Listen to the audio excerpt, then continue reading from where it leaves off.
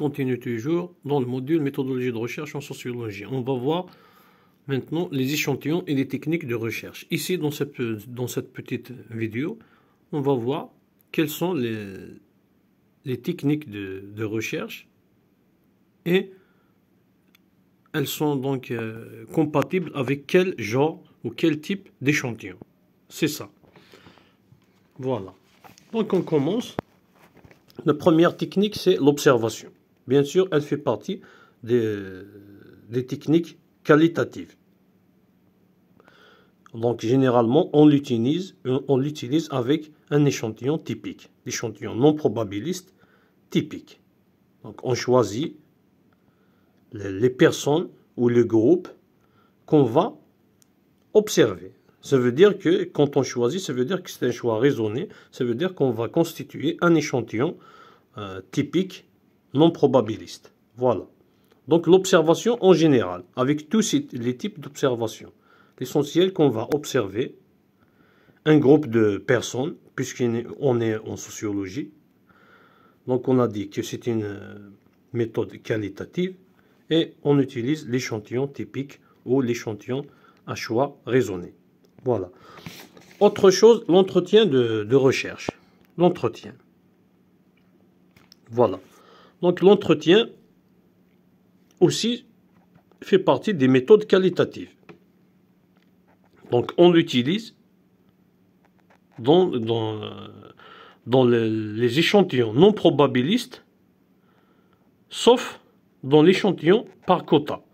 Quand on a un échantillon par quota qui comporte un groupe important, un grand nombre d'individus. Voilà, c'est comme ça que c'est inscrit. Donc l'entretien, on l'utilise généralement dans l'échantillon non probabiliste, à part l'échantillon par quota. Voilà. Autre méthode, l'expérimentation. L'expérimentation,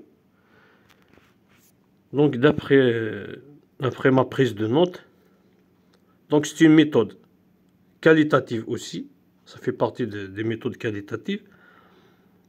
Généralement, elle se fait avec un échantillon de volontaires.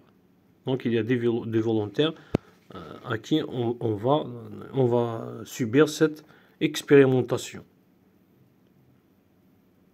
Voilà. Ici, c'est écrit accidentel. Je ne sais pas pourquoi. Je ne sais pas. Mais je me souviens, j'ai pris note pendant les cours.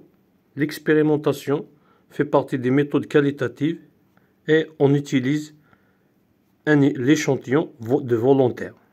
Voilà. C'est comme ça. Aussi, l'analyse de contenu. L'analyse de contenu, donc, elle est utilisée beaucoup plus dans les sciences, dans la science de l'information et les sciences politiques en général. Donc, dans cette technique, on utilise les échantillons probabilistes et non probabilistes. Tous les échantillons, on peut donc procéder par cette technique, donc l'analyse du contenu. Voilà. Aussi, la dernière, c'est l'analyse statistique.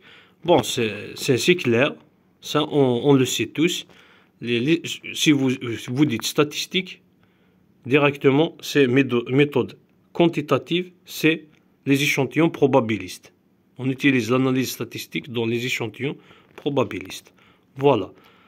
Je pense que c'est quelque chose de simple. Mais l'important, c'est de comprendre. Si vous comprenez, je suis sûr, si on comprend, on pourra répondre normalement dans l'examen. Je vous remercie et à la prochaine.